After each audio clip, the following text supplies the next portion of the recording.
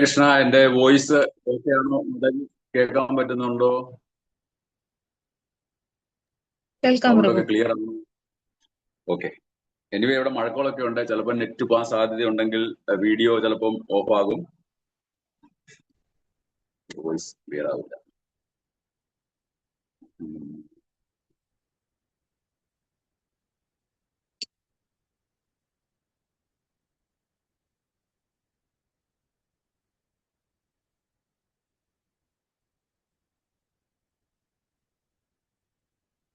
जय राधा माधव कुंज बिहारी, जय राधा माधव कुंज बिहारी,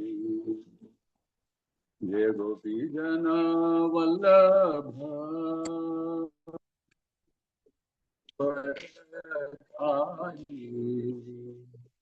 जय गिरिवरधारी, यशोदनन्दन गजनरञ्जन, यशोदनन्दन गजनरञ्जन, यमुनातीरावनचारि, यमुनातीरावनचारि, जय राधा माधव कुंज बिहारी, जय श्री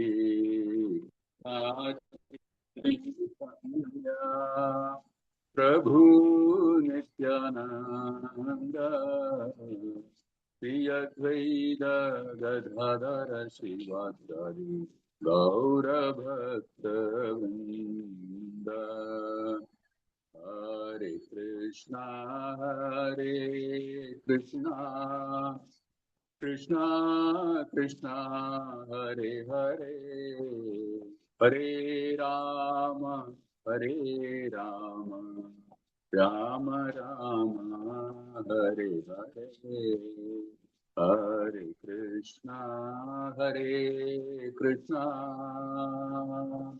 कृष्णा कृष्णा हरे हरे, हरे राम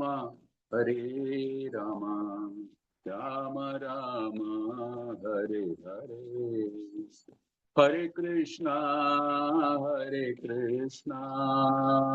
कृष्ण कृष्ण हरे हरे, हरे राम राम राम हरे कृष्णा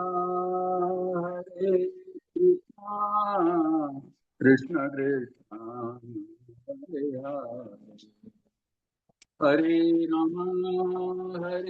राम राम राम हरे हरे, हरे कृष्णा कृष्ण कृष्ण हरे हरे, हरे राम राम राम हरे हरे, हरे कृष्ण ना हरे हरे, हरे राम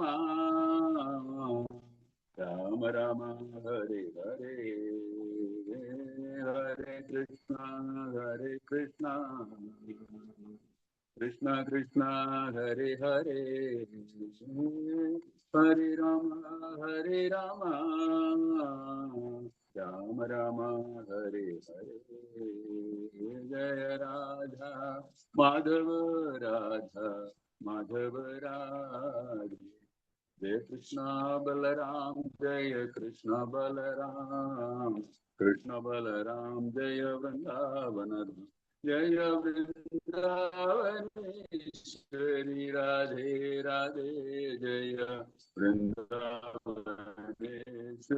राधे राधे, जय नरसिंह देवा जय नरसिंह देव, जय प्रहलाद महाराज जय प्रहलाद महाराज, प्रहलाद महाराज जय प्रहलाद महाराज, जय जय प्रभुपाद प्रभुपाद प्रभुपाद जय जय प्रभुपाद जय जय गुरुदेव गुरुदेव गुरुदेव जय जय गुरुदेव निताय गौरा हरि बोल निताय गौर हरि नाम संकीर्तन की जय।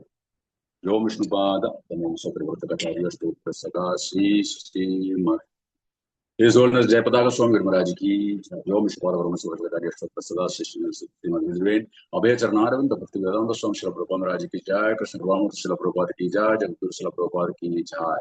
ओम विष्णुपाद परमहंस प्रवर्तकाचार्य स्तोत्र सदा श्रीमद भक्ति सिद्धांत सर श्री गोस्वामी महाराज प्रभुपाद ठाकुर की जय। ओम विश्वास गौर किशोरदास बाबाजी महाराज की जय। ओम विश्वास सच्चिदानंद भक्ति विनोद ठाकुर की जय। ओम विष्णुपाद वैष्णव सार्वभौम श्री जगन्नाथ बाबाजी महाराज की जय। जय श्री रूप सनातन भट्ट रघुनाथ श्री गोपाल भट्टदास रघुनाथ शतकोत्सव प्रभुपाद की जय। अनंत कोटि वैष्णव पीछे नमाचार्य हरिदास ठाकुर की जय। प्रेम से कहो जय श्री कृष्ण चैतन्य प्रभु नित्यानंद श्रीधर शिवासादि गौरव की जय। श्री श्री राधा कृष्ण गोप गोपीनाथ श्याम कुंड राधा कुंड गिरिवर्धन की जय। मैं प्रधान देवताओं राधा की द्वारका धाम की जय। पुण्य क्षेत्र जगन्नाथपुरी धाम की जय। All glories to the Lord, all glories to the Lord, all glories to the Lord, glories to Guru and Gauranga. All glories to Srila Prabhupada ki jai. Ananta Kodi Vaishnava Vrinda ki jai. Hare Krishna. ഹരേ കൃഷ്ണ.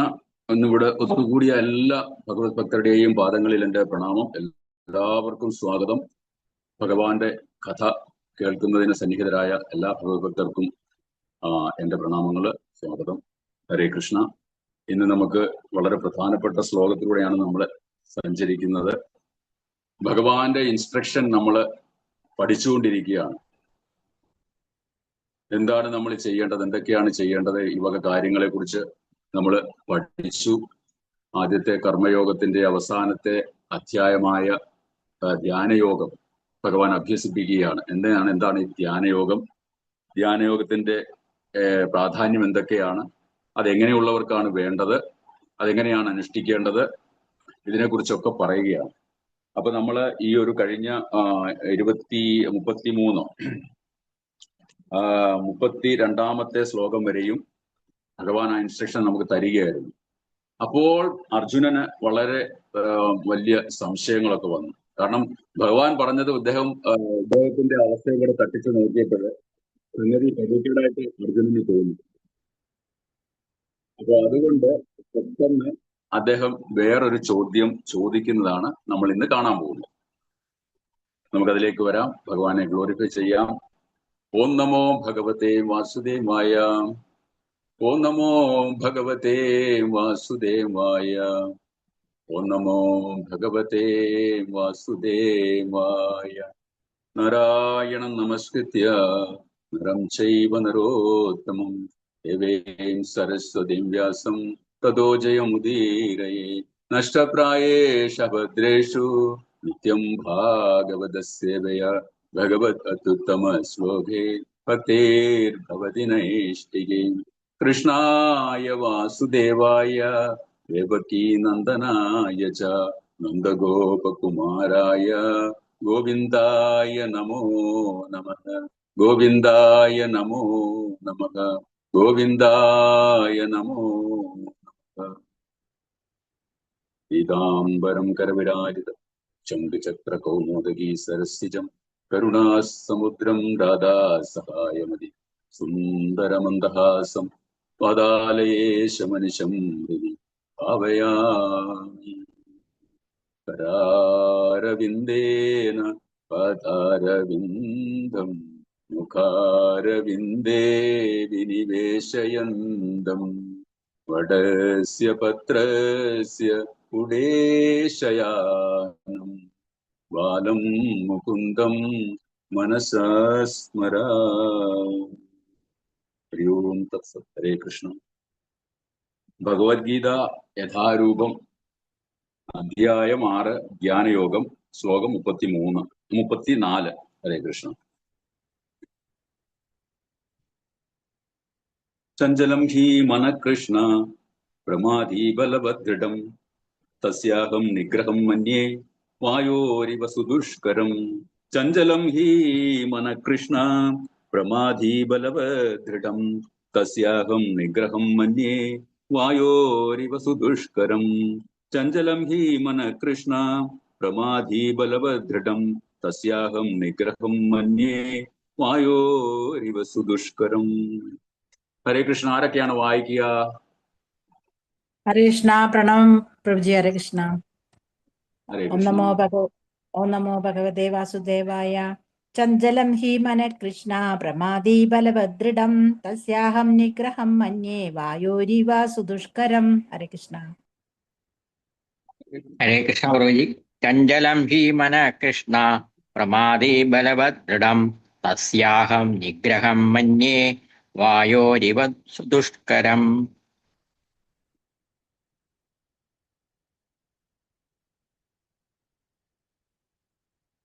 ഹരേ കൃഷ്ണ. ആരാണ് ഇനിയും? എല്ലാവർക്കും വായിക്കാം കേട്ടോ. നമുക്കൊരു ശ്ലോകം കിട്ടുക എന്ന് പറഞ്ഞാൽ ഭഗവാൻ പറഞ്ഞ കാര്യങ്ങളാണ്. അപ്പൊ നമ്മൾ കിട്ടുന്ന അവസരം യൂസ് ചെയ്യുക. എല്ലാവരും നമ്മൾ ശ്രദ്ധയോടെ നമ്മളൊരു ശ്ലോകം ഏത് അവസരത്തിലാണോ കിട്ടുന്നത് നമ്മൾ ഇത് ചെയ്യുക, റിസൈറ്റ് ചെയ്യുക. ഹരേ കൃഷ്ണ. ഇനി ആരാണ്? എല്ലാവരുടെയും ഭഗവത്ഗീത ഉണ്ടോ?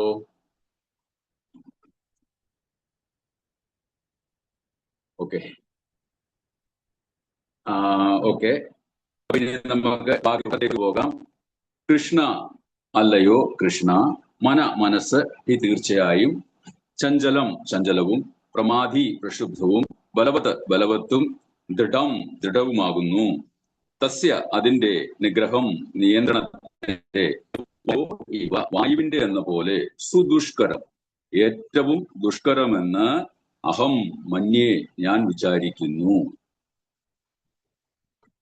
വിവർത്തനം ഭാവാർത്ഥം ബൈ എ.സി. ഭക്തിവേദാന്ത സ്വാമി ശില പ്രഭുപാദ മഹാരാജിക്ക് ജയ്. വിവർത്തനം നോക്കാം. മനസ്സ് ചഞ്ചലമാണ്, പ്രക്ഷുബ്ധമാണ്, വഴങ്ങാത്തതും ബലമേറിയതുമാണ് കൃഷ്ണ. അതിനെ നിയന്ത്രിക്കുവാൻ കാറ്റിനെ പിടിച്ചു നിർത്തുന്നതിനേക്കാളും പ്രയാസമെന്ന് എനിക്ക് തോന്നുന്നു. ഭാവാർത്ഥം. വിവർത്തനം ആർക്കെങ്കിലും വായിക്കണോ? ഹരേ കൃഷ്ണ. ഇല്ല, എല്ലാവരും ശ്രവണത്തിലാണ്. ഓക്കെ. അപ്പൊ ഞാൻ വിവർത്തനം വായിക്കാം. മനസ്സ് ബുദ്ധിക്ക് വഴങ്ങണമെന്നാണ് പ്രമാണം. എന്നാൽ ചിലപ്പോൾ ബുദ്ധിയെ മനസ്സിന്റെ ശക്തിയും വാശിയും കീഴടക്കി കളയുന്നു. പ്രായോഗിക ജീവിതത്തിൽ അസംഖ്യം ശത്രുക്കളോട് പൊരുതേണ്ടി വരുന്ന മനുഷ്യന് തീർച്ചയായും മനോനിയന്ത്രണം പ്രയാസമുള്ളതാണ്. ശത്രുമിത്രങ്ങളെ സമദൃഷ്ടിയ കാണുന്ന ഒരു മാനസികാവസ്ഥ ശത്രുവുമായി സ്വീകരിക്കുവാൻ കഴിഞ്ഞേക്കുമെങ്കിലും വാസ്തവത്തിൽ ഒരു പ്രാപഞ്ചിക മനുഷ്യനും സാധ്യമല്ല. കൊടുങ്കാറ്റിനെ പിടിച്ചു നിർത്തുന്നതിനേക്കാൾ ദുഷ്കരമാണത്. വൈദിക ശാസ്ത്രത്തിൽ കഠോപനിഷത്ത് 1:3-4 ശ്ലോകങ്ങളിൽ പറയുന്നു: ആത്മാനം രഥിനം വിദ്ധി ശരീരം രഥമേവതു ബുദ്ധിം തു സാരഥീം വിദ്ധിം മന പ്രഗ്രഹമേവ ച ഇന്ദ്രിയാണി ഹയാനാഹുർ വിഷയാസ്തേഷു ഗോചരാൻ ആത്മേന്ദ്രിയ മനോയുക്തം പോക്തേത്യാഹുർ മനീഷിണ. ഭൗതികദേഹമാകുന്ന രഥത്തിലെ തേരാളിയാണ് ജീവാത്മാവ്. ബുദ്ധിയാണ് അതിനെ നയിക്കുന്ന സാരഥി. മനസ്സ് കടിഞ്ഞാണ്, ഇന്ദ്രിയങ്ങൾ കുതിരകളുമത്രേ. ഇന്ദ്രിയങ്ങളെയും മനസ്സിന്റെയും സമ്പർക്കത്താൽ ജീവൻ സുഖദുഃഖങ്ങൾ അനുഭവിക്കുന്നു. അഭിജ്ഞരായവർ ഇത് മനസ്സിലാക്കുന്നു. മനസ്സിനെ വഴികാട്ടേണ്ടതാണ് ബുദ്ധി. എങ്കിലും തന്റെ വാശിയും ബലവും കൊണ്ട് പലപ്പോഴും അത് ബുദ്ധിയെ കളയുന്നു.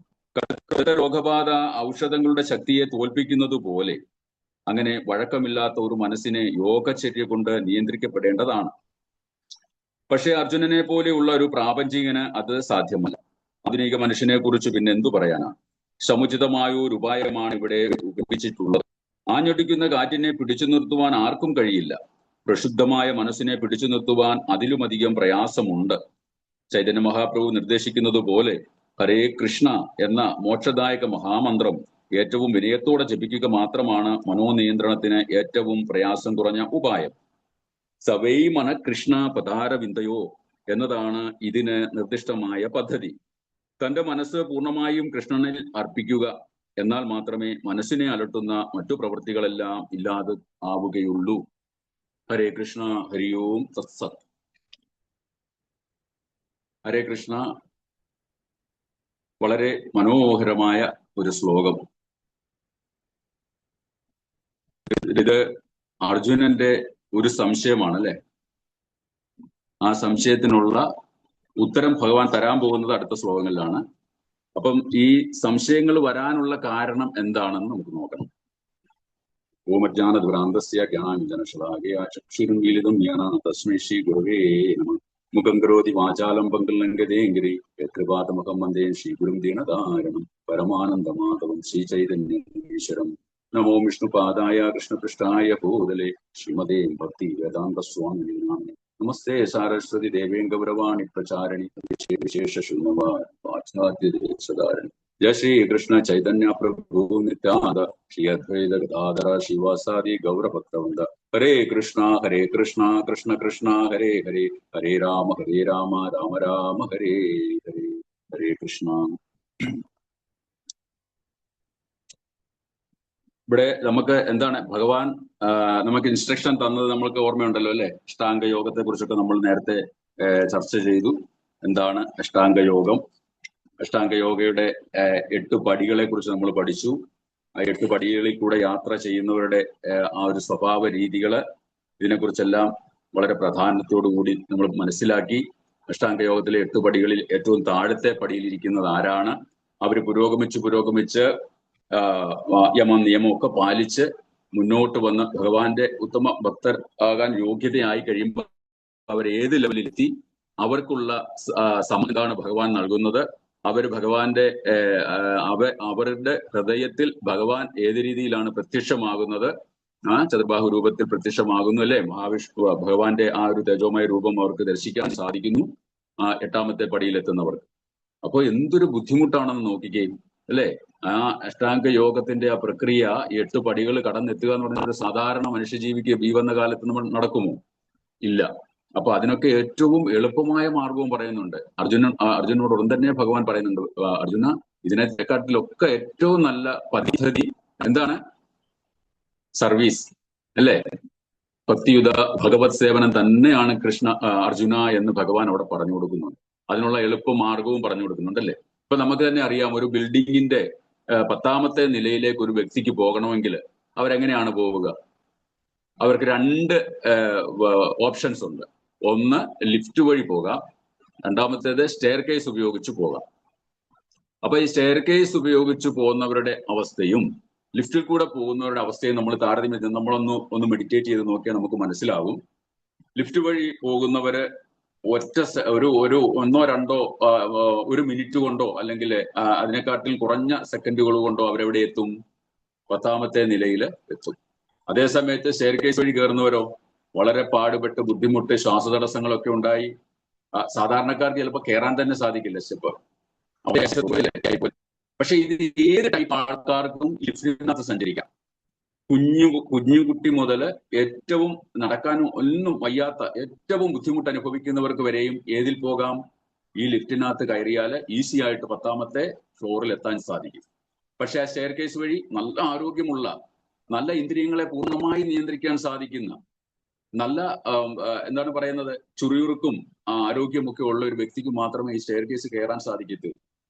അപ്പൊ അതാണ് പറയുന്നത്, അഷ്ടാംഗ യോഗം സ്റ്റെയർ കേസ് ആണ്. ആ സ്റ്റെയർ കേസ് കടന്നെത്തുക എന്ന് 10ാമത്തെ ഫ്ലോർ വരെ എത്തുക എന്ന് പറയുന്നത് വളരെ കാഠിന്യമേറിയ ഒരു പ്രക്രിയയാണെന്ന് ഭഗവാൻ പറഞ്ഞു തരുന്നു നമുക്ക്. അതേസമയത്ത് ലിഫ്റ്റിലാണെങ്കിൽ എത്ര ബുദ്ധിമുട്ടുള്ളവരും ഇന്ദ്രിയങ്ങളെ കുറച്ച് ബുദ്ധിമുട്ടാണ്, പ്രയാസമാണ് എങ്കിൽ പോലും അവർക്കും ആ ഒരു സ്റ്റേജിലേക്ക് എത്താം. ഏത് സ്റ്റേജാണത്? ഭക്തിയുത ഭഗവത് സേവനം. സിമ്പിളായിട്ട് ചെയ്യാം, നമ്മുടെ വീട്ടിലിരുന്ന് ചെയ്യാം. ഇനിയും ഒരു വയ്യാത്ത വ്യക്തിയാണെങ്കിൽ അവർക്ക് ആ ഇരിക്കുന്ന ഇരിപ്പിൽ മെഡിറ്റേറ്റ് ചെയ്യാം. എന്ത് കാര്യങ്ങളിലും ഭഗവാനുമായി കണക്ട് ചെയ്താൽ മതിയാവും. അത് അവർക്ക് ആ സർവീസായിട്ടും അല്ലെങ്കിൽ ഭഗവാന്റെ തിരുനാമം ജപിക്കുന്നതിലൂടെയൊക്കെ അത് സാധ്യമാകുമെന്നും ഭഗവാൻ ഇവിടെ പറയുന്നു. സിമ്പിൾ ആണ് ഈ ഭക്തിയുത ഭഗവത് സേവനം എന്ന് പറയുന്നത്. മറ്റുള്ളതെല്ലാം കടുപ്പമേറിയതാണ്, കാഠിന്യമേറിയതാണ്. ഇത് കേട്ടിട്ട് അങ്കലാപ്പിലായി ആര്? അർജുനൻ ഇത് കേട്ട് കഴിഞ്ഞപ്പോൾ പറഞ്ഞു, ഭഗവാനെ ഈ പറഞ്ഞ കാര്യങ്ങളൊന്നും നടക്കുന്നതല്ല, ഇതെനിക്ക് യോജിച്ച പരിപാടിയേ അല്ല. കഴിഞ്ഞ ശ്ലോകമെടുത്ത ഭക്തര് അത് വിശദീകരിച്ചിട്ടുണ്ട്. അപ്പം എന്താണ് അർജുനൻ പറയുന്നത്? ഇതൊക്കെ കേട്ട് കഴിഞ്ഞപ്പോഴത്തേന് അർജുനന് ബുദ്ധിമുട്ടായി. മധുസൂദനം ഏതസ്യാഹം ന പശ്യാമി ചഞ്ചലത്വാ സ്ഥിതിം സ്ഥിരം. മധുസൂദന, അങ്ങ് പറഞ്ഞു തന്ന ഈ യോഗ പദ്ധതി അപ്രായോഗികമെന്നും ചഞ്ചല മനസ്കനായി എനിക്ക് താങ്ങാവുന്നതല്ലെന്നും തോന്നുന്നു. കണ്ടോ, അർജുനന്റെ മനസ്സവിടെ ചഞ്ചലമാണെന്ന് നമ്മളിപ്പോ ഈ ഇവിടെ ആറാമത്തെ സ്റ്റേജിൽ, ആറാമത്തെ അധ്യായത്തിൽ എത്തുമ്പോഴും ചഞ്ചല മനസ്കനാണ് അർജുനൻ, അല്ലേ? ഇനിയുള്ള ബാക്കി അധ്യായങ്ങളിലൂടെ കയറി കയറി കയറി അദ്ദേഹം കഴിയുമ്പോഴാണ്, എവിടെ എത്തുമ്പോഴാണ് 18-ാം അധ്യായത്തിന്റെ അവസാന ഭാഗത്തിൽ ആണ് എത്തുമ്പോഴാണ് അർജുനന് പൂർണ്ണമായിട്ടും കൺവീൻസ് ആവുന്നത് ഭഗവാന്റെ വചനങ്ങൾ. ഇത് തന്നെയാണ് നമ്മുടെ അവസ്ഥ, അല്ലേ? നഷ്ടോ മോഹം സ്മൃതി പ്രസാദായ അച്യുത. അതായത് ഭഗവാനെ, എന്റെ മോഹം എന്തൊക്കെയായിരുന്നു അതെല്ലാം നിന്റെ പ്രസാദം കൊണ്ട് നഷ്ടപ്പെട്ടു. ഇനി നീ പറഞ്ഞു തന്നാട്ടെ ഞാൻ എന്താ ചെയ്തതെന്ന്. ഈ ഒരു അവസ്ഥയിലാണ് നമ്മൾ മനുഷ്യജന്മത്തിൽ നമ്മൾ സഞ്ചരിക്കുന്നത്. ഒരു ശരീരം കിട്ടി, അതിനെ എങ്ങനെ പ്രയോജനപ്പെടുത്തണമെന്ന് നമുക്ക് അറിയില്ല. അതിനൊരു മാനുവൽ നമുക്ക് തന്നിട്ടില്ലെന്നല്ല, നമുക്ക് നമ്മുടെ കയ്യിലെത്തിയിട്ടില്ല. നമ്മൾ അതിനെ മനസ്സിലാക്കാൻ ശ്രമിച്ചിട്ടില്ല, നമ്മൾ പഠിക്കുന്നില്ല, നമുക്ക് പഠിപ്പിച്ചു തരാൻ ആരുമില്ല. ഈ ഒരു അവസ്ഥയിൽ കുടുങ്ങിക്കിടക്കുന്ന ഒരു ജീവാത്മാവിന്റെ ബുദ്ധിമുട്ടുകൾ ഭഗവാൻ അറിയാം, അല്ലെ? അതുകൊണ്ട് ഭഗവാൻ ആചാര്യന്മാരുമായിട്ടും അതുപോലെയുള്ള ഉത്കൃഷ്ടമായ എല്ലാ വേദങ്ങളുടെയും ഹരേ കൃഷ്ണ പ്രഭുജി, ആ ക്യാമറ ഒന്ന് ഓഫ് ആക്കിക്കോളൂ. ഹരേ കൃഷ്ണ, ക്യാമറ ഒന്ന് ഓഫ് ആക്കിക്കോളൂ. ഇടയ്ക്കിടയ്ക്ക് കേൾക്കുന്നില്ല, വിട്ടു പോകുന്നു.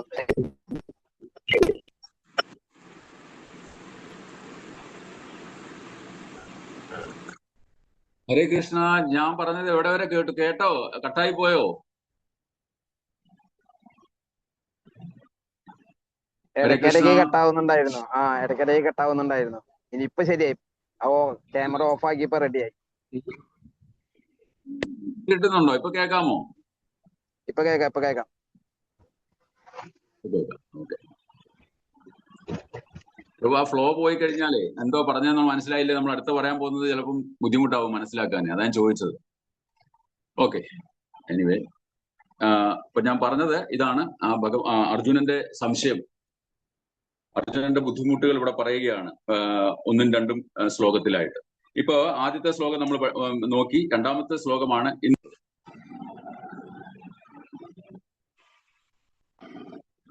അപ്പൊ ആ രണ്ടാമത്തെ ശ്ലോകത്തില് എന്താണ് പറയുന്നത്? എന്റെ മനസ്സ് ചഞ്ചലമാണ്, പ്രക്ഷുബ്ധമാണ്, വഴങ്ങാത്തതും ബലമേറിയതുമാണ്. കൃഷ്ണ, അതിനെ നിയന്ത്രിക്കാൻ കാറ്റിനെ പിടിച്ചു നിർത്തുന്നതിനേക്കാൾ പ്രയാസം ഉണ്ട് എന്ന് പറയുന്നു. ഇത് നമ്മുടെ എല്ലാം അവസ്ഥയാണ് ഇവിടെ അർജുനൻ ചൂണ്ടിക്കാട്ടുന്നത്, അല്ലേ? നമുക്ക് പറഞ്ഞു തരികയാണ് ഓരോ ജീവാത്മാവിന്റെയും അവസ്ഥകൾ. അപ്പോഴ് നമ്മള് കഴിഞ്ഞ അധ്യായങ്ങളിൽ പഠിച്ചത് നമ്മളൊന്ന് ഓർത്തു നോക്കുകയാണെങ്കിൽ, യോഗചര്യയുടെ കാര്യങ്ങൾ എന്തൊക്കെയാണ് ഭഗവാൻ, യോഗ ആചരണത്തിനെ കുറിച്ച് എന്തൊക്കെയാണ് ഭഗവാൻ പറഞ്ഞത്, ഒരു സമ്മറി നമ്മൾ നോക്കുകയാണെങ്കിൽ, അതായത് മനസ്സിനെയും എന്താണ് യോഗ എന്ന് പറഞ്ഞാൽ നമ്മൾ മനസ്സിലാക്കി വെക്കണം. അടുത്ത ഭാഗങ്ങളിലേക്ക് പോകുമ്പോൾ അത് വളരെ വ്യക്തമായിട്ട് ഭഗവാൻ മനസ്സിലാക്കി തരികയാണ്. അതിന്റെ കൺക്ലൂഷൻ പറയുകയാണ്. അപ്പൊ നമ്മൾ ആ യോഗ പഠിച്ചു വന്നത് എന്തൊക്കെയാണ് യോഗയുടെ മനസ്സിലാക്കണം. എന്താണ് പറയുന്നത്? മനസ്സിനെയും ഇന്ദ്രിയങ്ങളെയും നിയന്ത്രിക്കുന്നതിലൂടെ നമ്മുടെ ഹൃദയത്തിനുള്ളിൽ കുടികൊള്ളുന്ന, അതായത് സോളിനെ നമുക്ക് ധ്യാനിക്കുന്നതിനുള്ള ഒരു കർശനമായ ഒരു സിസ്റ്റമാണ് ഈ ഒരു ധ്യാനയോഗം അല്ലെങ്കിൽ അഷ്ടാംഗ യോഗത്തിൽ ഉൾപ്പെടുത്തിയിട്ടുള്ളത്, അല്ലെ? അതായത് മനസ്സിനെയും ഇന്ദ്രിയങ്ങളെയും പൂർണ്ണമായിട്ട് നിയന്ത്രിക്കുവാനുള്ള ഒരു ഉപായം. പിന്നെ രണ്ടാമത് നമ്മൾ മനസ്സിലാക്കുകയാണെങ്കിൽ എന്താണ്?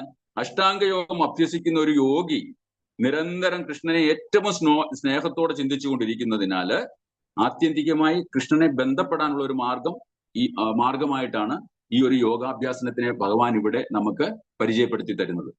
അതായത് ഒരു തരത്തിലും നമ്മുടെ ഇന്ദ്രിയങ്ങളെ നമുക്ക് നിയന്ത്രിക്കാൻ സാധിക്കുന്നില്ല എങ്കിൽ ഇതൊന്ന് പരിശീലിക്കൂ അർജുന എന്നാണ് ഭഗവാൻ ഉദ്ദേശിക്കുന്നത്, അല്ലെ? നിന്റെ ഇന്ദ്രിയങ്ങളെ നിനക്ക് നിയന്ത്രിക്കാൻ സാധിക്കുന്നില്ലെങ്കിൽ ഈ ഒരു മാർഗം ഒന്ന് പരിശീലിച്ചു നോക്കൂ. ചിലപ്പോൾ ഇതുകൊണ്ട് കാരണം നിന്റെ ഇന്ദ്രിയങ്ങൾ പല തട്ടിലായിട്ട് പോവാണ്. നിന്റെ മനസ്സിനെ നിയന്ത്രിക്കാൻ സാധിക്കുന്നില്ല. അങ്ങനെ വരുമ്പോൾ നിനക്ക് ഏകാഗ്രത കിട്ടില്ല, നിനക്ക് സക്സസ് ആകാൻ സാധിക്കില്ല.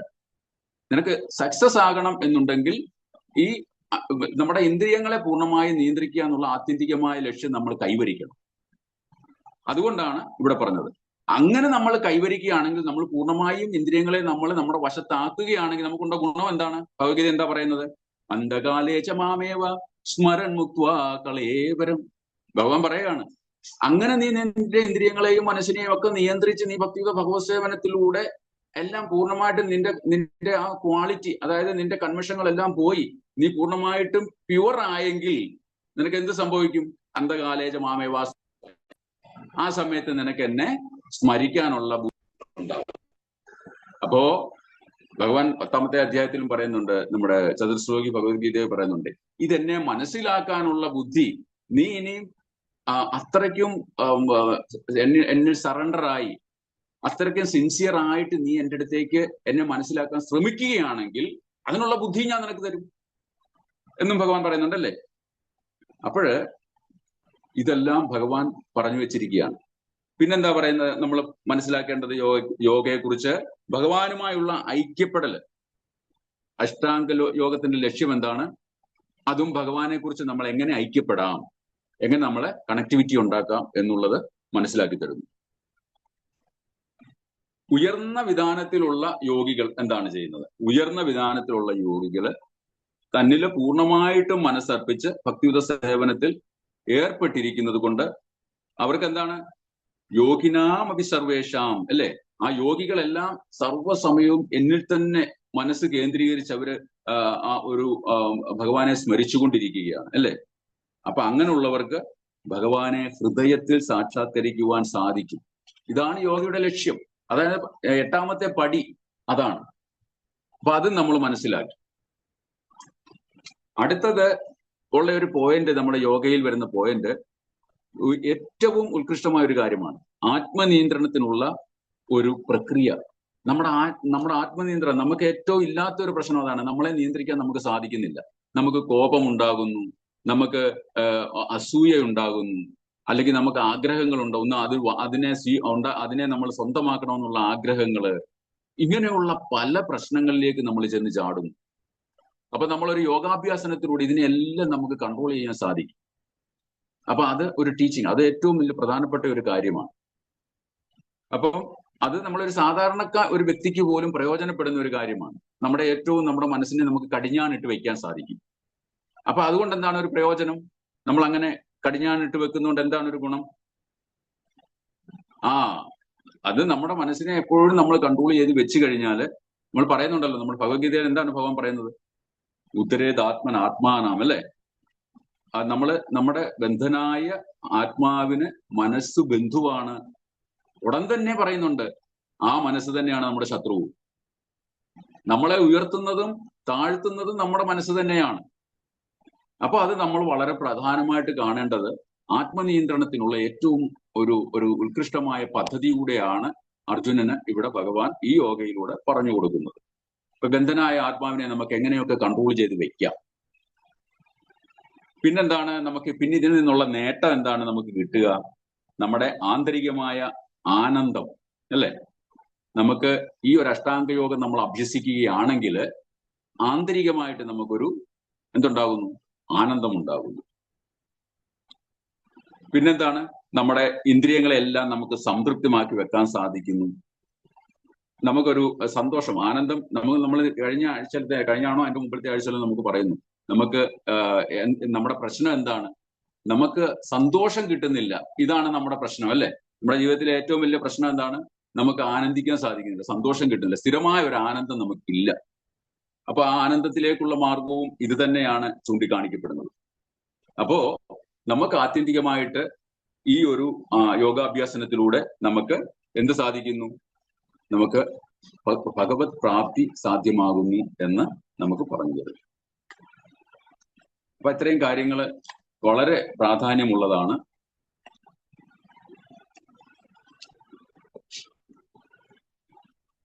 അപ്പൊ ആ ധ്യാനത്തിന്റെ മാർഗങ്ങൾ നമുക്കൊരു ഏകദേശ ഐഡിയ നമുക്ക് കിട്ടി. അത്രയൊക്കെ കേട്ട് കഴിഞ്ഞപ്പോഴാണ്, ഇത്രയൊക്കെ ദുഷ്കരമായ ഒരു കാര്യങ്ങൾ ചെയ്യാൻ പ്രയാസമാണെന്ന് ഇവിടെ അർജുനൻ ഭഗവാനെ അറിയിക്കുന്നു.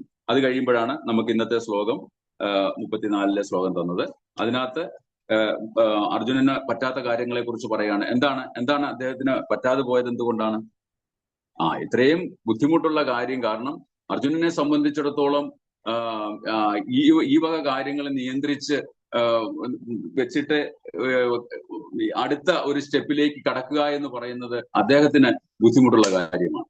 അതുകൊണ്ട് ഈ ഒരു കാര്യങ്ങൾക്കൊന്നും നമ്മൾ ഇടപെടാതിരിക്കുക. ഇതാണ് അദ്ദേഹത്തിന്റെ ആർഗ്യുമെന്റ്സ്. നമ്മൾ പഠിച്ചതാണ് ആർഗ്യുമെന്റ്സ് ഒക്കെ അല്ലെ. അർജുനന്റെ ആർഗ്യുമെന്റ്സ് എന്തൊക്കെയായിരുന്നു നമ്മൾ പഠിച്ചതാണ്. അപ്പം ഈ ഒരു യുദ്ധം എങ്ങനെങ്കിലും ഒഴിവാക്കണം. അപ്പൊ അതിനുള്ള കാര്യങ്ങൾ നിരത്തുകയാണ്. അപ്പൊ ഇത് അവസാനം ഈ ഒരു എന്റെ ഭാഗത്ത് വന്നപ്പോഴും 6-ാമത്തെ അധ്യായത്തിന്റെ എൻഡ് വന്നപ്പോഴും അദ്ദേഹം ഇത് തന്നെയാണ്, എങ്ങനെയെങ്കിലും ഇതിനകത്ത് രക്ഷപ്പെടാൻ പറ്റുമോ എന്നുള്ള ഒരു പഴുതുണ്ടോ എന്ന് നോക്കുകയാണ്. എന്റെ മനസ്സിനൊന്നും എനിക്ക് നിയന്ത്രിക്കാൻ പറ്റില്ല കൃഷ്ണ, ഇത് ബുദ്ധിമുട്ടുള്ള കാര്യമാണ് എന്നെ സംബന്ധിച്ചിടത്തോളം എന്ന് പറഞ്ഞ് കൈയൊഴിയാൻ നോക്കുകയാണ്. അപ്പൊ ഇവിടെ 34 നമ്മൾ ഒന്ന് വിശദമായിട്ട് പ്രഭുപാദി പറഞ്ഞ ആ ഒരു ഭാഗം നോക്കുകയാണെങ്കിൽ, മനസ്സ് ചഞ്ചലമാണ്, പ്രക്ഷുബ്ധമാണ്, വഴങ്ങാത്തതും ബലമേറിയതുമാണ്. അതിനെ നിയന്ത്രിക്കുന്നത് കാറ്റിനെ പിടിച്ചു നിർത്തുന്നതിനേക്കാൾ പ്രയാസമാണ്. നമുക്കറിയാം അർജുനന് കാറ്റിനെ പിടിച്ചു നിർത്താൻ സാധിക്കും അല്ലെ. അദ്ദേഹത്തിന് എല്ലാ മന്ത്രതന്ത്രങ്ങളും വശത്താക്കിയ വ്യക്തിയാണ് അർജുനൻ. പക്ഷെ കാറ്റിനെ എനിക്ക് എങ്ങനെങ്കിലും ഞാൻ പഠിച്ച വിദ്യകൾ കൊണ്ട് എനിക്ക് കാറ്റിനെ എങ്ങനെങ്കിലും നിയന്ത്രിച്ചു വെക്കാൻ സാധിക്കും. നമുക്കറിയാം ഒരു ബ്രാഹ്മണന്റെ പത്നി പ്രസവിക്കുന്നു, ആ കുട്ടികളെല്ലാം മരണപ്പെടുന്നു. അവസാനം ആ ബ്രാഹ്മണൻ ആർത്ത് വിളിച്ചുകൊണ്ട് രാജാവിന്റെ അടുത്ത് വരുന്നു. അപ്പൊ അർജുനൻ വളരെ സീരിയസ് ആയിട്ട് പറയും, ഓക്കെ, അടുത്ത പ്രസവ സമയമാകുമ്പോൾ എന്നെ അറിയിക്കുക. അപ്പോൾ ആ സമയത്ത് ബ്രാഹ്മണൻ വരുന്നു. ബ്രാഹ്മണൻ വന്നിട്ട് അർജുനനോട് പറയുന്നു. ആ സമയത്ത് അർജുനൻ ബ്രാഹ്മണന്റെ കുടിലിൽ വരുന്നു. ആ ആത്മാവിന് പുറത്തേക്ക് പോകാൻ സാധിക്കാത്ത വിധത്തിൽ അദ്ദേഹം ആ ഒരു കുടിലിനെ തന്റെ അസ്ത്രങ്ങൾ കൊണ്ട് ഒരാവരണം തീർക്കുന്നു. അപ്പം ഇത്രയ്ക്ക് കോൺഫിഡൻസ് ഉള്ള ആളാണ് അർജുനൻ അല്ലെ. പക്ഷെ ആത്മാവിനെ കൊണ്ടുപോയി എങ്കിൽ പോലും അത്രയ്ക്ക് കോൺഫിഡൻസ്, അത്രയ്ക്ക് ആ ഒരു കഴിവുള്ള വ്യക്തിയാണ് അർജുനൻ. അപ്പോ അതുകൊണ്ടാണ് പറഞ്ഞത്, കാറ്റിനെ എങ്ങനെയെങ്കിലും എനിക്ക് തടഞ്ഞു നിർത്താൻ സാധിക്കും, പക്ഷേ എന്റെ ഇന്ദ്രിയങ്ങൾ, എന്റെ മനസ്സിനെ എനിക്ക് തടഞ്ഞു നിർത്തുവാൻ, പിടിച്ചു നിർത്താൻ സാധ്യമല്ല. ഇവിടെ പ്രഭുപാദി വളരെ ഇൻട്രസ്റ്റഡ് ആയിട്ടുള്ള കുറച്ച് കാര്യങ്ങൾ പറയുന്നുണ്ട്. മനസ്സ് ബുദ്ധിക്ക് വഴങ്ങണമെന്നാണ് പ്രമാണം. എന്നാൽ ചിലപ്പോൾ ബുദ്ധിയെ മനസ്സിന്റെ ശക്തിയും വാശിയും കീഴടക്കി കളയുന്നു. പ്രായോഗിക ജീവിതത്തിൽ അസംഖ്യം ശത്രുക്കളോട് പൊരുതേണ്ടി വരുന്ന മനുഷ്യന് തീർച്ചയായും മനോനിയന്ത്രണം പ്രയാസമുള്ളതാണ്. അപ്പൊ മനസ്സ് എപ്പോഴും ബുദ്ധിക്ക് വഴങ്ങണമെന്നാണ് പ്രമാണം. നമ്മുടെ മനസ്സ്, നമ്മൾ നേരത്തെ ഒക്കെ പഠിച്ചു, നമ്മുടെ മനസ്സാണ് നമ്മുടെ ശത്രുവും മിത്രവും അല്ലെ. നമ്മുടെ മനസ്സ് എന്താണോ തീരുമാനിക്കുന്നത് അതനുസരിച്ചാണ് നമ്മുടെ ബുദ്ധി പ്രവർത്തിക്കുന്നത്. ആ ബുദ്ധി പ്രവർത്തിക്കുന്നത് ശരിയാണോ അല്ലയോ എന്നുള്ളത് തീരുമാനിക്കേണ്ടത് നമ്മളാണ്, നമ്മൾ എടുക്കുന്ന തീരുമാനമാണ്. അപ്പോ അതുകൊണ്ടാണ് നമ്മുടെ ആ തീരുമാനത്തിൽ പാളിച്ചയുണ്ടെങ്കിൽ എന്ത് സംഭവിക്കും? നമുക്ക് ദുഃഖമായിരിക്കും നമ്മുടെ അവസ്ഥ അല്ലെ. അപ്പോ അതുകൊണ്ടാണ് പറയുന്നത്, മനസ്സെപ്പോഴും ബുദ്ധിക്ക് വഴങ്ങിയാണ് ഇരിക്കുന്നതെങ്കിൽ നമുക്ക് എന്ത് സംഭവിക്കുന്നു? നമുക്ക് എല്ലാത്തിനെയും ഒന്ന് കൺട്രോൾ ചെയ്ത് കൊണ്ടുപോകാനായിട്ട് സാധിക്കും.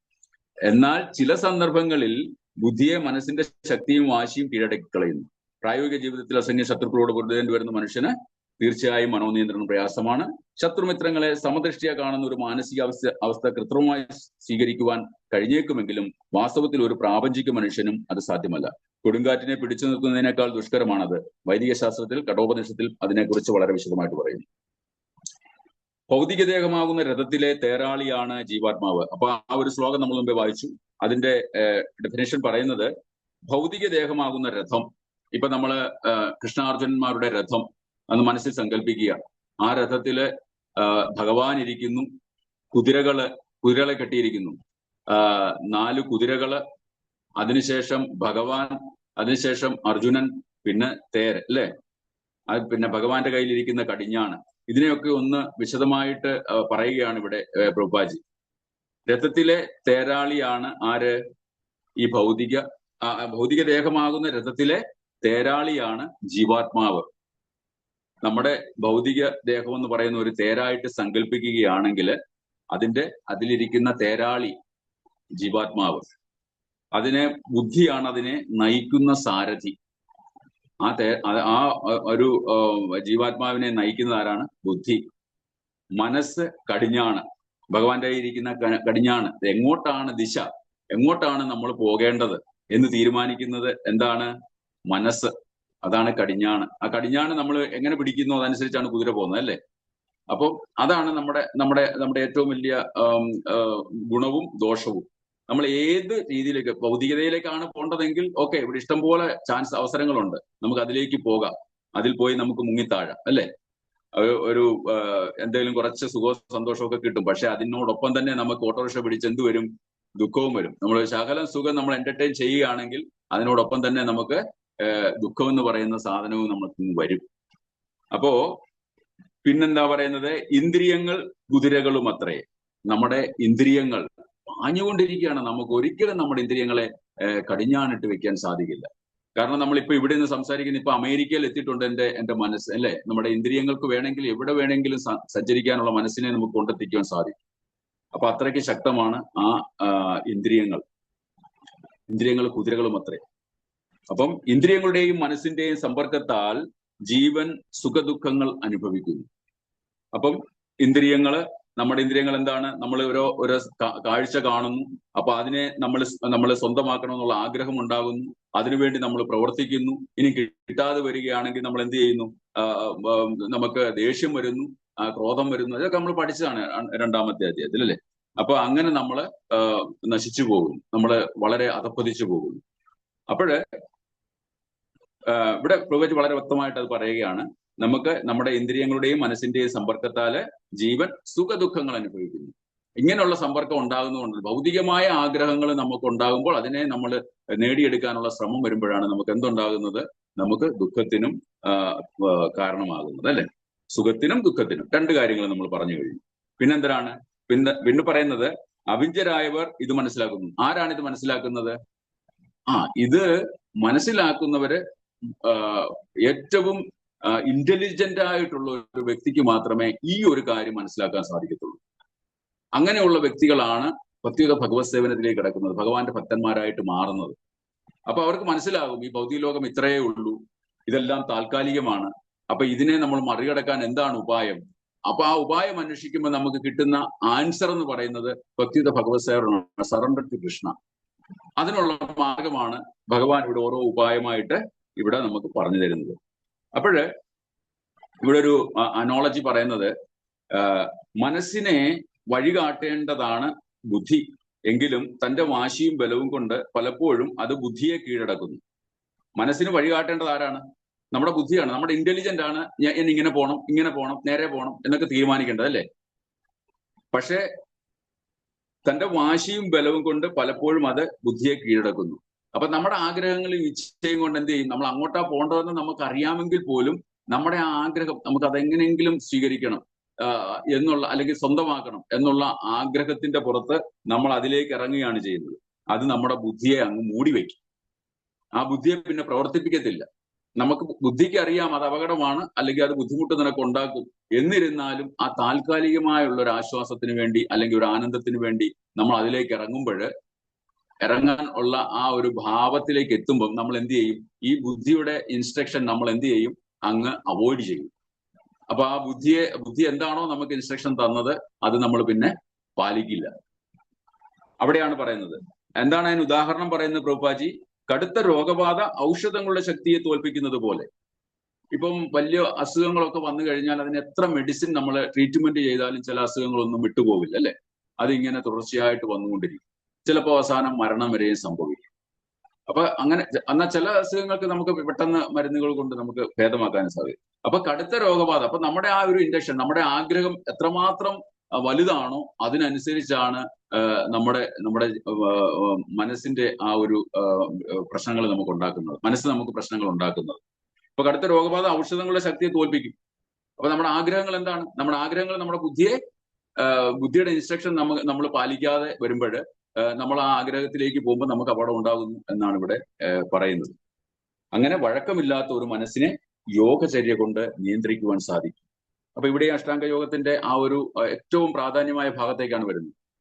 അപ്പൊ ഇതിനെയെല്ലാം നമുക്ക് കൺട്രോൾ ചെയ്യാൻ നമ്മുടെ മനസ്സാണ് നമുക്ക് ഏറ്റവും വലിയ പ്രശ്നം. അതിനെ കൺട്രോൾ ചെയ്ത് വെക്കാൻ എന്താണ് മാർഗം? ഈ യോഗാഭ്യാസനമാണ്. ഇവിടെ ഈ സ്റ്റേജില് യോഗാഭ്യാസനമാണ് ഭഗവാൻ അർജുനന് പറഞ്ഞു കൊടുക്കുന്നത്. കാരണം അർജുനൻ ഒന്നിനും കൺവീൻസ് അല്ല. എല്ലാത്തിനും അദ്ദേഹം എങ്ങനെങ്കിലും രക്ഷപ്പെടാൻ എല്ലാ മാർഗങ്ങളും ഭഗവാൻ ഉപദേശിച്ചു കൊടുക്കുമ്പോഴും അദ്ദേഹം രക്ഷപ്പെടാനുള്ള പല പഴുതുകളും ഉണ്ടാക്കുകയാണ്. എനിക്ക് സന്യാസത്തിന് പോയാൽ കൊള്ളാം, ഞാൻ ഇവരുമായിട്ട് യുദ്ധം ചെയ്യില്ല, ഇവരെന്റെ ബന്ധുക്കളാണ്, എനിക്ക് ആസ്വാദനം നഷ്ടപ്പെടും, ഇത് പാപമാണ്, അല്ലെ? ഒരുപാട് കാര്യങ്ങൾ 2-ാം അധ്യായത്തിൽ പറയുന്നുണ്ട്. അപ്പം ഇതൊന്നും ബാധകമല്ലാത്തത് കൊണ്ട് തന്നെ ഒരു കാര്യം ചെയ്യാൻ, നീ ഇതൊന്ന് പരീക്ഷിച്ചു നോക്കൂ. ഇത് ചിലപ്പോൾ നിന്നെ രക്ഷപ്പെടുത്തിയേക്കാം. അങ്ങനെയാണ് ഇവിടെ എന്ത് പറഞ്ഞു കൊടുക്കുന്നത്? ധ്യാനയോഗത്തിൽ അഷ്ടാംഗ യോഗം നമുക്ക് പറഞ്ഞു തരുന്നത്. ചൈതന്യ മഹാപ്രഭു ഈ നമ്മുടെ ഇന്ദ്രിയങ്ങളെ നിയന്ത്രിക്കാനുള്ള സിമ്പിൾ ആയിട്ടുള്ള മാർഗം ഇവിടെ നമുക്ക് തന്നിട്ടുണ്ട്. എന്താണത്? ഹരേ കൃഷ്ണ കൃഷ്ണ കൃഷ്ണ ഹരേ ഹരേ, ഹരേ രാമ രാമ രാമ ഹരേ ഹരേ. ഇത് ഷോഡശകന്നാം കലികന്മഷനാശനം നദാപരദ്രോപായ സർവവേദേഷു ദൃശ്യതേ. ഏത് വേദങ്ങളും ഏത് ഉപനിഷത്തുക്കളും എന്തെടുത്ത് നോക്കിയാലും ശ്രീമദ് ഭാഗവതം 18,000 ശ്ലോകങ്ങളുടെ അവസാനം പറയുന്നതും തിരുനാമം ജപിച്ചോളുക, ഇവിടെ നിന്ന് രക്ഷപ്പെട്ടോളുക, എസ്കേപ്പ് ആയിക്കോളുക. അപ്പൊ ഈസി പ്രോസസ്സാണ്. തിരുനാമം ജപിക്കുക, ഭക്തിയുക്ത ഭഗവത് സേവനം സർവീസ് ചെയ്യാവുന്നിടത്തോളം സർവീസ് ചെയ്ത് നമ്മളിലുള്ള പാപങ്ങളെ കത്തിച്ച് കളയുക. അതിനോടൊപ്പം തിരുനാമം ജപിക്കുക. തിരുനാമം ജപിക്കുമ്പോൾ നമുക്ക് സർവീസ് കിട്ടും. തിരുനാമം ജപിക്കുമ്പോൾ നമുക്ക് തീർച്ചയായിട്ടും ഭക്തിയുക്ത ഭഗവത് സേവനത്തിലേക്ക് കടക്കാൻ സാധിക്കും. അപ്പൊ നമുക്ക് എന്ത് ചെയ്യാൻ പറ്റും? നമ്മളിലുള്ള കന്മഷങ്ങളെ എരിച്ചു കളയാനുള്ള മാർഗവുമായി. ഈ രണ്ട് കാര്യങ്ങളിലൂടെ നമുക്ക് ഭക്തിയുക്ത ഭഗവത് പ്രാപ്തി സാധ്യമാണെന്ന് ചൈതന്യ മഹാപ്രഭു പറഞ്ഞു തരുന്നു. യാരേ ദേക്കോ താരികഹോ കൃഷ്ണ ഉപദേശ. എന്താ കൃഷ്ണൻ പറഞ്ഞത്? എന്റെ തിരുനാമം എടുക്കൂ, എന്റെ ഭക്തനാകൂ, എനിക്ക് സറണ്ടർ ചെയ്യൂ. എന്താ പറയുന്നത്? സർവധർമ്മൻ പരിത്യജ്യ മാമേകം ശരണം വ്രജ, അഹം ത്വാ സർവപാപേഭ്യോ മോക്ഷയിച്ഛാമി മാം ശുച. സർവധർമ്മൻ പരിത്യജ്യ, നിന്റെ ഈ ധർമ്മങ്ങളൊക്കെ, ഭൗതിക ലോകത്തിലെ ഈ ധർമ്മങ്ങളൊക്കെ നീ കള, നീ എന്നെ അഭയം പ്രാപിക്കുക, എന്നെ മാത്രം ഏകം ശരണം വ്രജ. അങ്ങനാണെങ്കിൽ നിന്റെ സർവ്വപാപങ്ങളും ഞാൻ ഇങ്ങ് എടുത്തിട്ട് നിനക്ക് ഞാൻ എന്റെ ധാമത്തില് അവസരം തരും എന്ന് ഭഗവാൻ നമുക്ക് ഗ്യാരണ്ടി തരുന്നു. അപ്പൊ ഇതിന് ഏറ്റവും പ്രധാനമായിട്ട്, ഇതിന് ഏറ്റവും പ്രഭുപാജി എല്ലാ സ്ഥലങ്ങളിലും കോട്ട് ചെയ്യുന്ന ഒരു ഉദാഹരണമാണ് അംബരീഷ് മഹാരാജാവിന്റെ. അതിന്റെ ഒന്ന് രണ്ട് കാര്യങ്ങളൂടെ പറഞ്ഞിട്ട് നമുക്ക് വൈൻഡപ്പ് ചെയ്യാം. അംബരീഷ് മഹാരാജാവ് നമുക്കറിയാം, അദ്ദേഹം ഒരു ഉത്തമ ഭക്തനായിരുന്നല്ലേ. അദ്ദേഹത്തെയാണ് നമ്മൾ മാതൃകയാക്കേണ്ടത്. ഒരു ഭക്തിയുത ഒരു ഭക്തന്റെ ക്വാളിറ്റി എന്തൊക്കെയാണ്, ഭക്തിയുത ഭഗവത് സേവനത്തിൽ നമുക്ക് എങ്ങനെ പുരോഗമിക്കാം എന്നതിനുള്ള ഉത്തമ ഉദാഹരണമാണ് ആര്? അംബരീഷ് മഹാരാജാവ് അല്ലെ. അദ്ദേഹം മഹാരാജാവായിരുന്നു. എല്ലാവിധ ഓപ്പുലൻസും ഉള്ള, എല്ലാവിധ ഐശ്വര്യങ്ങളുമുള്ള, സമ്പത്തും സൗഭാഗ്യങ്ങളും അധികാരവും എല്ലാം ഉള്ള ഒരു മഹാവ്യക്തിത്വം. അദ്ദേഹത്തിന് വേണമെങ്കിൽ ഇന്ദ്രിയങ്ങളെ ആസ്വാദനവുമായിട്ട് അവിടെ കഴിഞ്ഞുകൂടാമായിരുന്നു. പക്ഷെ അതല്ല അദ്ദേഹം ചെയ്തത്. അദ്ദേഹം നവവിധ ഭക്തിയുടെ ആചാര്യനായിട്ട് മാറി അംബരീഷ് മഹാരാജാവ്. അതാണ് ഇവിടെ നമ്മുടെ പ്രഭുപാജി ഇവിടെ വളരെ സവേമന കൃഷ്ണപദാരവിന്ദയോ. അംബരീഷ് മഹാരാജാവ് ശ്രീമദ് ഭാഗവതത്തില് 9:4-18 മുതലുള്ള ശ്ലോകങ്ങളില് വളരെ വ്യക്തമായിട്ട് ഈ അംബരീഷ് ചരിത്രത്തില് പറഞ്ഞിരിക്കുകയാണ്. എന്താണ് പറയുന്നത്?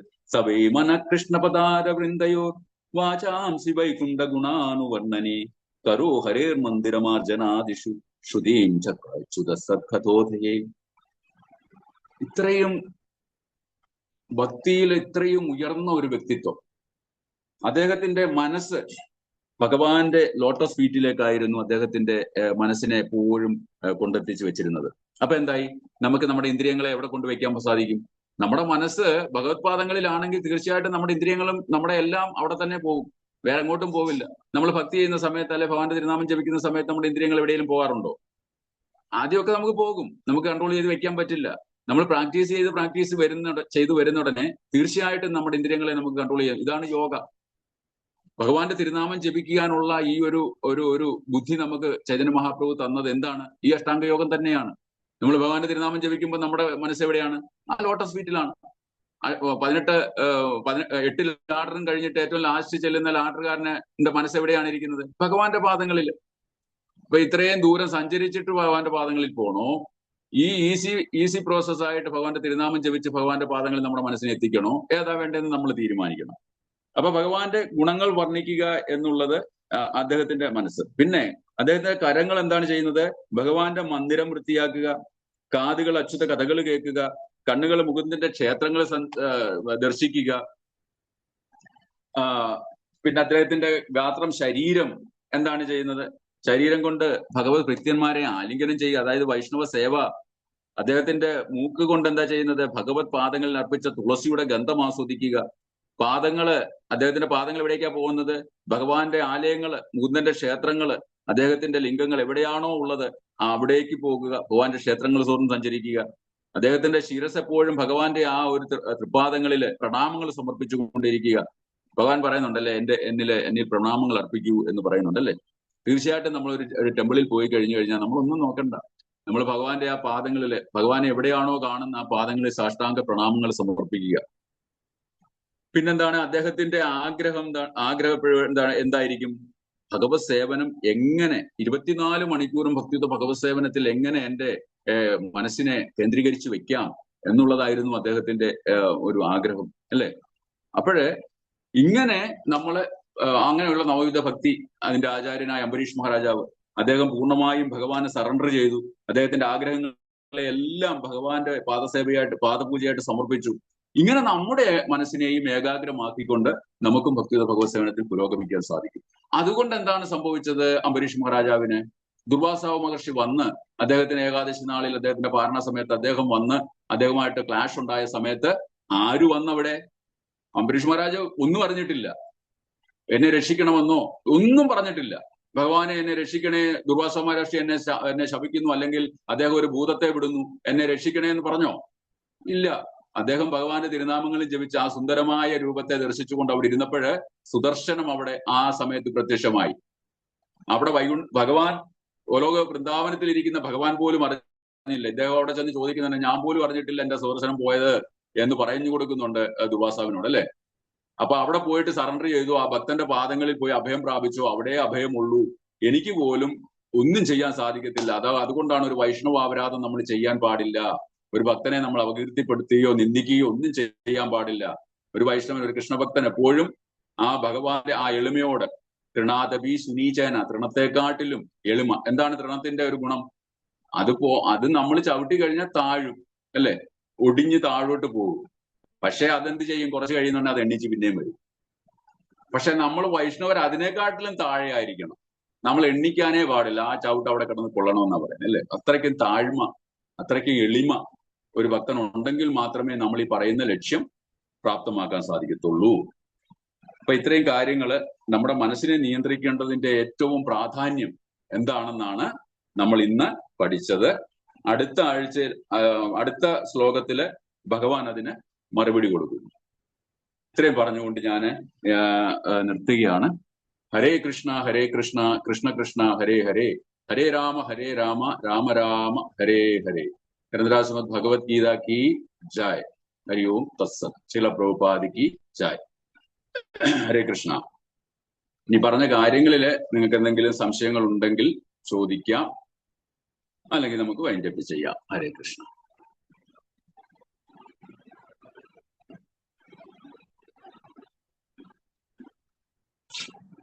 ഹരേ കൃഷ്ണ.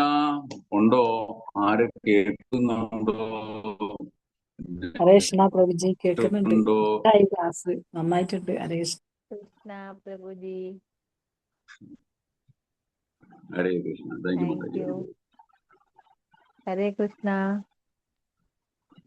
ഹരേ കൃഷ്ണ മാതാജി. പ്രണാമം പ്രഭുജി. ഹരേ കൃഷ്ണ.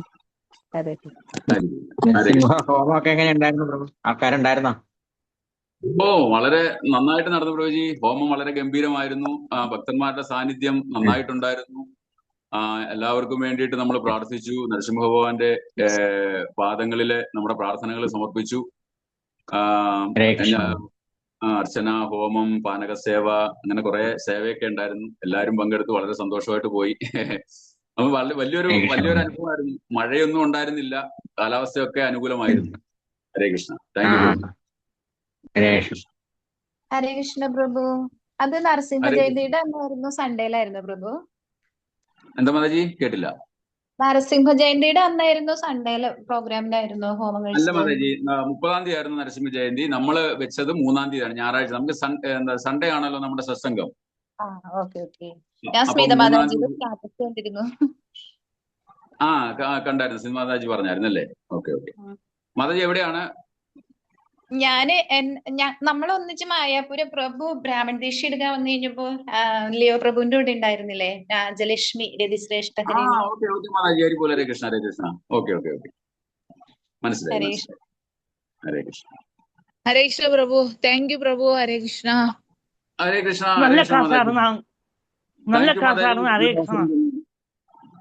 ആരാണ്? ഹരേ കൃഷ്ണ. ഉണ്ണികൃഷ്ണൻ പ്രഭു ആണ്. നല്ല കാശാണ്. ഹരേ കൃഷ്ണ. നല്ല കാശാണ്. ഹരേ കൃഷ്ണ. ഹരേ കൃഷ്ണ. ഹരേ കൃഷ്ണ. താങ്ക് യു ഉണ്ണികൃഷ്ണ പ്രഭു. പ്രഭു നമ്മുടെ 3 ക്ലാസ്സിനും റെഗുലർലി എല്ലാ ദിവസവും കയറുന്ന വ്യക്തിയാണ്. താങ്ക് യു പ്രഭു. ഹരേ കൃഷ്ണ. ഹരി ബോൾ. Hare Krishna. Thank you. Thank you Murali പ്രഭു. Thank you so much. Hare Krishna. Hare Krishna. Hari ബോൾ. ഹരേ കൃഷ്ണ. ക്ലോസ് ചെയ്തോട്ടെ പ്രഭു. ആർക്കും ഡൗട്ട്സ് ഇല്ലെങ്കിൽ ക്ലോസ് ചെയ്തോട്ടെ. ആയിക്കോട്ടെ മാതാജി. ഹരേ കൃഷ്ണ. താങ്ക് യു പ്രഭു. Thank you so much. Hare Hari ball.